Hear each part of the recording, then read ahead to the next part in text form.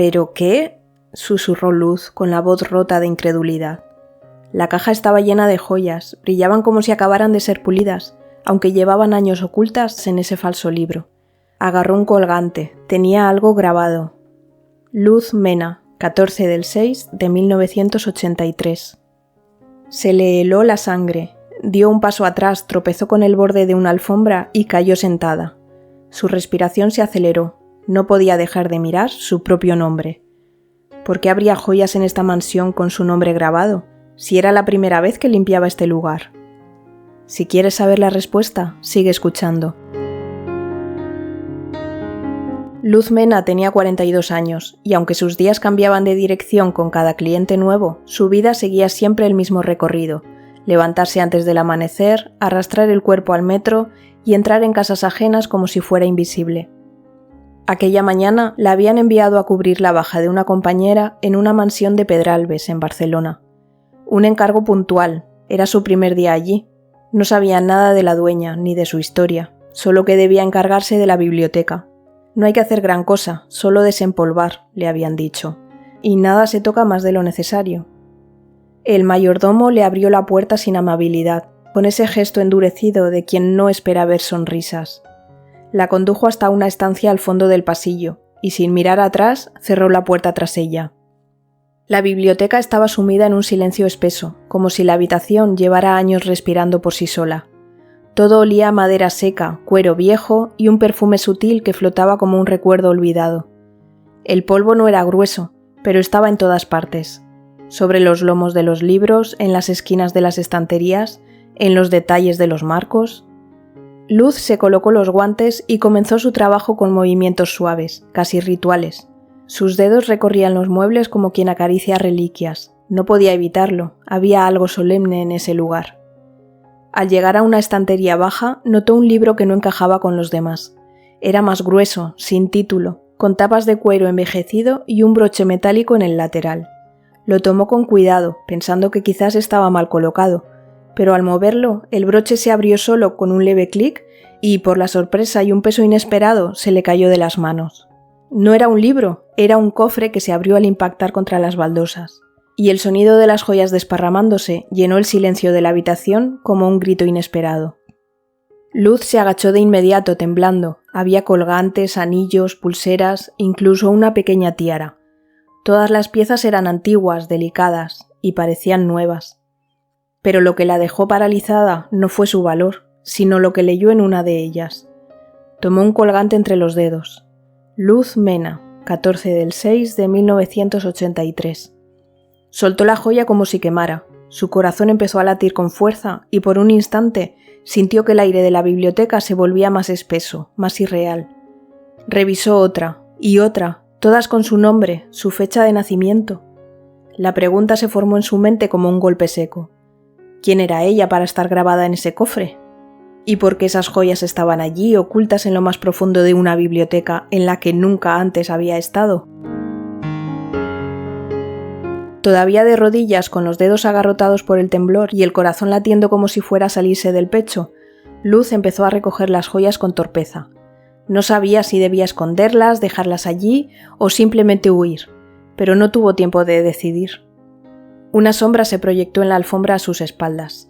«¿Qué está haciendo?», dijo una voz grave, seca como papel antiguo. Luz se giró bruscamente. El mayordomo la observaba desde el umbral de la puerta con los brazos cruzados y la mirada gélida. No era mi intención, se cayó, el cofre», balbuceó señalando el objeto aún abierto sobre la mesa. Él no dijo nada, solo se acercó, echó una ojeada al contenido y sus ojos se endurecieron aún más. «¿Qué ha visto exactamente?» «Nada, solo joyas y mi nombre». «No lo entiendo», susurró. «¿Su nombre?» «Espere aquí». No le pidió explicaciones, no levantó la voz, pero había algo en su forma de girarse, de marcharse sin mirarla, que le dejó claro que aquello había cruzado un límite invisible. Luz permaneció de pie, sola en la biblioteca. Las manos le temblaban, tenía la garganta seca como si hubiera tragado polvo viejo. Intentó sentarse, pero las piernas apenas le respondían. 10 minutos después, aunque le pareció una eternidad, el mayordomo volvió. «La señora desea verla. Ahora». La condujo por un corredor alfombrado, cruzaron un salón con grandes ventanales y subieron unas escaleras que crujían bajo sus pasos. Todo en aquella casa parecía contener la respiración.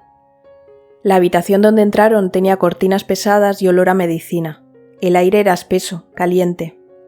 En el centro, una cama articulada y sobre ella, medio incorporada entre almohadas, una mujer mayor con el rostro afilado, la piel de porcelana y los ojos profundos clavados en ella como si la reconociera de algún sueño. No dijo nada al principio, solo la observó. ¿Su nombre?, preguntó al fin con una voz baja pero firme. Luz Mena. La anciana dejó caer el bastón que tenía entre los dedos. Sus ojos, opacos por un segundo antes, se llenaron de humedad. No puede ser, murmuró. Ese nombre lo soñé tantas veces. Pero entonces su rostro se endureció apenas un poco. No de hostilidad, sino de cautela. ¿Podría enseñarle su documentación a mi mayordomo, por favor?, añadió sin levantar la voz. Luz frunció el ceño. ¿Mi documentación? Pero la empresa ya tiene mis datos y... Por favor, no es desconfianza, es algo muy importante. Demasiado, dijo mirándola con una mezcla de esperanza y miedo. Ella dudó, nunca se la habían pedido, pero algo en los ojos de esa mujer la desarmó. Está bien, murmuró. La llevo conmigo, está en mi bolso. El mayordomo la acompañó hasta la entrada y ella sacó su cartera con manos temblorosas. Le entregó su documento. Cuando la anciana lo tuvo en sus manos, leyó en voz baja. Luz Mena, fecha de nacimiento, 14 de junio de 1983. Y entonces, como si algo dentro de ella se derrumbaba y se reconstruyera al mismo tiempo, dejó escapar un suspiro entrecortado. Ahora lo sé, no puede ser casualidad.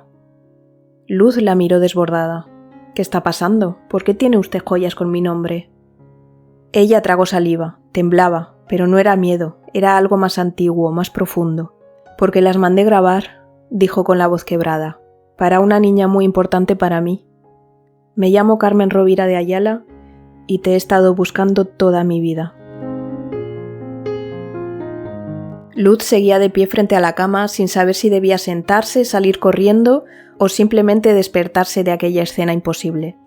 Frente a ella, la mujer de mirada clara y gesto tembloroso no dejaba de observarla como si su existencia entera dependiera de esa presencia inesperada.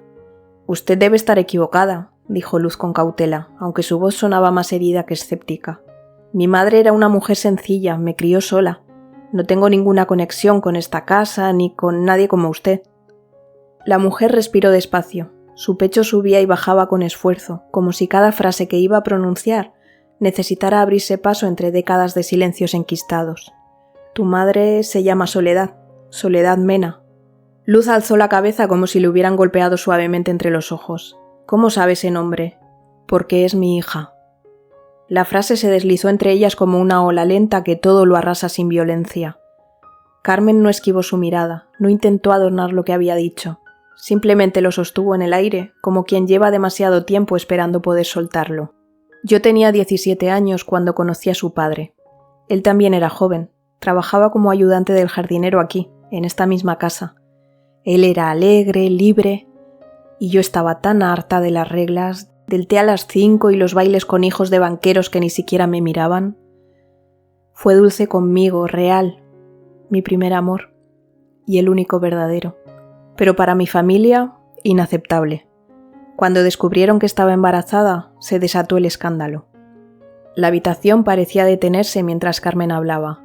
Lo echaron de inmediato, nunca más supe de él, y a mí me mandaron lejos para evitar que manchara el apellido. Di a luz sola, a escondidas, y no me dejaron quedarme con Soledad, con mi hija. Luz bajó la mirada confundida. Todo se sentía imposible. ¿Aquella mujer era su abuela? Carmen hizo una larga pausa. La entregaron a un orfanato apenas unas horas después de nacer. Me obligaron a hacer silencio, a continuar como si nada hubiera pasado. Y durante años lo hice, pero nunca la olvidé. Sabía a qué orfanato la habían llevado y cuando la adoptaron también supe quién. Me lo permitieron, quizás por compasión. La seguí desde lejos, supe que creció bien, que era reservada, seria, pero fuerte. Que se casó joven con un hombre trabajador y que tuvo una vida sencilla pero digna. Y entonces nació una niña, tú. Aquí Carmen se detuvo un momento. Su voz se volvió más frágil, casi vulnerable. Cuando naciste, me atreví a acercarme por primera vez. Sabía dónde vivíais, a qué parque ibais los domingos por la mañana. Así que un día fui fingiendo que solo paseaba. Me senté en un banco y allí estabas tú. Tu madre te tenía en brazos. Eras tan pequeña, con un gorrito blanco y unos enormes ojos que no paraban de mirarlo todo. Me senté a su lado, no le dije quién era, solo comenté que eras preciosa. Y ella, sin saber nada, me lo contó todo. Tu nombre, tu fecha de nacimiento, cómo dormías, qué te hacía reír. Me hablaba con ese orgullo dulce de las madres jóvenes. Una lágrima resbaló por la mejilla de Carmen y no hizo ningún gesto por detenerla. Ese mismo día encargué las joyas. Con tu nombre, con tu fecha. No porque pensara dártelas pronto, no me atrevía. Pero necesitaba que existieran, que hubiera algo en este mundo que dijera, no te olvidé. Luz apretó los labios. No lloraba, pero la emoción le subía por la garganta como un animal encerrado buscando salida. ¿Y después?, preguntó en voz baja. Después, cuando tenías unos 2 años, supe que tu padre os abandonó. Y ahí os perdí la pista. No esperaba que tu madre quisiera mudarse. Os fuisteis y no supe más de vosotras. Durante años pensé que quizá el silencio era más prudente que aparecer con una verdad que podría doler más que sanar. Entonces Carmen alzó la vista. Por primera vez, su mirada tenía miedo. ¿Dónde está ella, Luz? ¿Dónde está Soledad? Luz tardó en responder, y cuando lo hizo en voz baja. Murió hace 4 años, un cáncer rápido, apenas nos dio tiempo a asimilarlo. Ni siquiera pude despedirme del todo. Carmen cerró los ojos de nuevo, se llevó una mano al pecho como si necesitara sostener algo roto, y cuando volvió a hablar su voz era otra, más baja, más íntima, más desgarrada. Nunca me atreví a decirle quién era, tenía tanto miedo de que me odiara, y ahora ya es tarde. La frase quedó suspendida entre ambas como un cristal roto que aún corta sin romperse del todo. Pero después, Carmen alzó la mirada y aunque sus ojos estaban vidriosos, había en ellos algo que no estaba en ruinas. Esperanza. Contigo aún tengo tiempo, si tú quieres. ¿Te está gustando esta historia? Deja un like y suscríbete al canal Crisol de Relatos para que puedas seguir contando más historias llenas de emociones. Vamos a ver cómo continúa. No era fácil explicar por qué aceptó. Quizá por esa forma tan frágil en que Carmen había dicho «contigo aún tengo tiempo», quizá por ese joyero cerrado que hablaba más de culpa que de riqueza, o simplemente porque algo dentro de ella, algo antiguo que no sabía que existía, pedía volver a ver esos ojos que no la miraban con lástima, sino con reconocimiento. Los días siguientes fueron lentos y, sin embargo, algo se movía. Luz llegaba temprano, a veces tocaba el timbre con timidez, otras se encontraba la puerta entreabierta como si la estuvieran esperando. Ya no era la empleada de limpieza, pero tampoco era familia, al menos no todavía. Se sentaba en el salón junto a Carmen, mientras tomaban té en una vajilla antigua que llevaba años guardada. A veces hablaban, otras no. Carmen le mostraba libros, álbumes, objetos que parecían tener vida dentro. No contaba grandes historias, solo pequeños fragmentos. El origen de un jarrón traído de Italia, la dedicatoria escondida en un libro, un mechón de cabello guardado en unas cajas de cerillas. Luz escuchaba y, sin darse cuenta, también empezaba a dejarse ver. Le contaba cosas pequeñas, cómo aprendió a coser con su madre, cómo cocinaban juntas en una cocina diminuta donde siempre hacía calor, cómo Soledad ponía música mientras limpiaban y usaba el palo de la escoba como micrófono. Carmen la miraba como si bebiera esas imágenes a sorbos lentos. No decía mucho, pero su mirada hablaba por ella. ¿Y tú?, preguntó Luz una tarde sin levantar la vista. ¿Qué te hacía feliz cuando eras joven? Nunca lo supe del todo, pero creo que me gustaba imaginar otra vida, una en la que no tuviera que pedir permiso para querer a quien quería. El silencio que siguió no fue incómodo, fue cálido, como un manto suave entre las dos. Con los días también cambió el ambiente de la casa. El mayordomo, antes seco y distante, comenzó a esperarla con una bandeja preparada. Le ofrecía el té con un gesto más cuidadoso, casi respetuoso. ¿Le dejo el ventanal abierto, señora Luz? Ella sonreía sin corregirlo, no porque quisiera ese título, sino porque le sonaba reconocimiento. Y Carmen también cambió. Ya no hablaba solo del pasado, preguntaba, escuchaba, se interesaba por Luz, por sus días, por sus silencios. Una mañana, mientras hojeaban juntas un libro de botánica antigua, Carmen dijo sin mirarla. ¿Sabes? No necesito pruebas para sentir lo que siento. Tu forma de estar, de mirar, de quedarte. Luz no respondió, pero en su interior algo se aflojaba. Ya no entraba en esa casa como quien entra en un lugar ajeno. Entraba como quien vuelve, como quien por primera vez empieza a imaginar que tal vez sí tiene raíces, aunque sean invisibles. Una mañana clara, Luz y Carmen compartían un desayuno lento en la terraza cristalada que daba al jardín. Una taza medio vacía, pan con mermelada, un cuaderno abierto con anotaciones sobre flores. El timbre sonó. Carmen alzó la mirada sin prisa. ¿Esperas a alguien?, preguntó Luz. No. Fue el mayordomo quien lo anunció, con el gesto tenso. El señor Octavi. El sobrino entró al cabo de un minuto. Venía trajeado, con el gesto apurado y los ojos muy abiertos. Apenas saludó. Se detuvo en seco al verlas a las dos sentadas a la mesa. ¿Quién es esta mujer?, soltó directamente sin cortesía. Me he enterado por terceros de que está viniendo todos los días desde hace semanas. Y veo que es cierto. ¿Qué hace aquí? Carmen no se inmutó, solo respondió con claridad. Es mi nieta. El silencio fue inmediato. Octavi parpadeó como si no hubiera escuchado bien. ¿Tú qué? Mi nieta, Octavi. Su cara se tensó, dio un paso hacia la mesa. Para tener nietos, primero deberías tener hijos, y tú no... Eso es lo que crees, lo interrumpió Carmen, pero sí tuve una hija cuando era muy joven, Soledad. Aunque me hicieron borrarla de mi historia, me obligaron a esconderla. Pero ella existió, y ahora también existe Luz. ¿Y qué quieres que piense?, dijo él cada vez más alterado. ¿Que una mujer aparece de la nada, dice ser tu nieta y tú la metes aquí como si nada? No como si nada, Octavi. Además, no estás aquí para juzgar, dijo Carmen, ni para decidir. No, pero soy tu sobrino y el único que se ha ocupado de ti durante años. ¿En serio? ¿Te refieres a las 2 llamadas que hiciste el año pasado? ¿O a las 3 veces en los últimos 5 meses en que prometiste venir y no viniste? Octavi no respondió. Luz ha estado aquí cada día, continuó Carmen. Me ha escuchado, me ha acompañado, ha cuidado esta casa más de lo que tú lo has hecho nunca. Eso no te da derecho a... ¿Derecho a qué?, lo interrumpió ella. ¿A quererla? ¿A reconocerla? Octavi calló, pero no bajó la mirada. ¿Estás segura de que dice la verdad? Porque si no hay ninguna prueba, todo esto podría ser... ¿una estafa?, dijo Luz por primera vez. Eso es lo que estás pensando, ¿no? Octavi se giró hacia ella. No me malinterprete, solo quiero certeza. Luz se mantuvo en silencio un instante. Luego levantó la mirada y habló con una serenidad que desarmaba. Yo no necesito ninguna prueba, no estoy aquí por una herencia, no me importa si figuro o no figuro en un testamento. Solo sé que durante 4 años creí que no tenía a nadie, que me quedé sin familia cuando enterré a mi madre. Y luego apareció ella, y por primera vez no me sentí sola. Octavi apretó los labios. Lo que tú sientas o necesites no basta. Además, si lo que dices es cierto, entonces no debería molestarte hacerte una prueba. Carmen respiró hondo. No te atrevas a pedirlo tú. Si alguien va a pedir eso, soy yo. Y no porque dude, sino porque quiero cortar este veneno antes de que infecte lo que estamos empezando a construir. Se volvió hacia Luz. ¿Estás dispuesta? Luz asintió tranquila. Si eso va a devolverte la paz, claro que sí. Carmen sostuvo su mirada con ternura. Gracias. Y entonces se volvió hacia su sobrino con los ojos secos pero más firmes que nunca.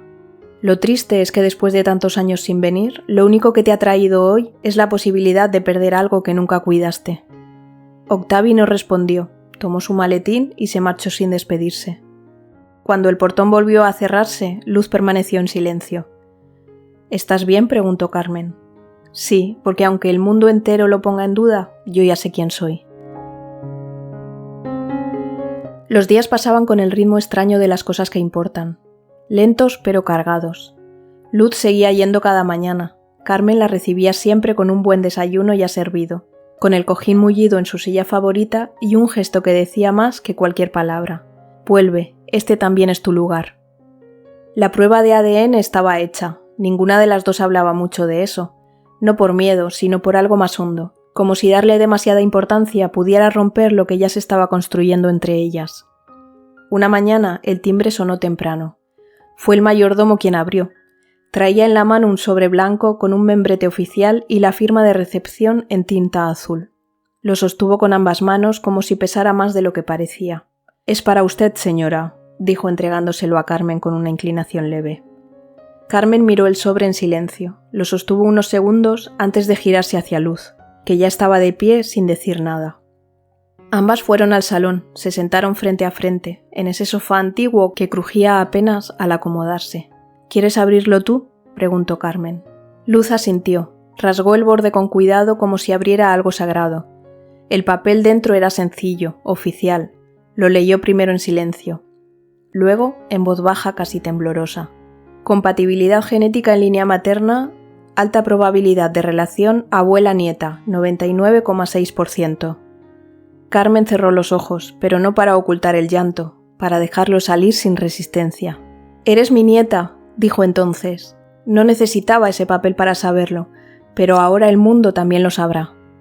Aquella misma tarde, los abogados de Octavi fueron informados. Ya no había sospechas que mantener ni dudas que sembrar. Carmen fue clara. Modificó su testamento con pulso firme y voz serena. La casa, las joyas y la pequeña fundación cultural pasarían a manos de Luz. No para castigar a nadie, dijo, sino para agradecer a quien llegó sin pedir nada y trajo luz. A Octavi no lo desheredó. Le dejó la casa del priorat, algunos cuadros de valor sentimental y una suma nada despreciable de dinero. No por lo que había hecho, sino por lo que podrían haber compartido.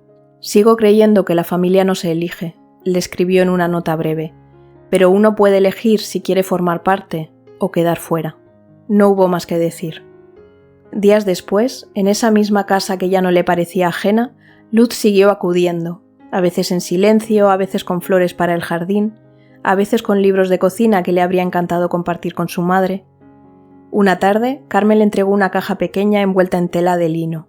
«Era para Soledad», dijo. «Nunca supe cómo ni cuándo». Dentro, un colgante antiguo y un par de pendientes sencillos con una piedra azul claro. Luz los tocó como si fueran frágiles, como si un movimiento en falso pudiera borrarlos de la historia. «¿Puedo quedármelos?» «Son tuyos», dijo Carmen. «Lo han sido siempre». Semanas después, Carmen se fue mientras dormía, con la ventana entreabierta, con la brisa entrando suave desde el jardín, y con una fotografía de Luz, la que se tomaron junto a la bugambilla en flor, apoyada sobre el pecho. En su testamento, además de las disposiciones legales, había una carta escrita a mano en tinta algo temblorosa. A veces una vida entera no alcanza para pedir perdón. Pero si alguien te mira con amor en los ojos, entonces algo se ha reparado.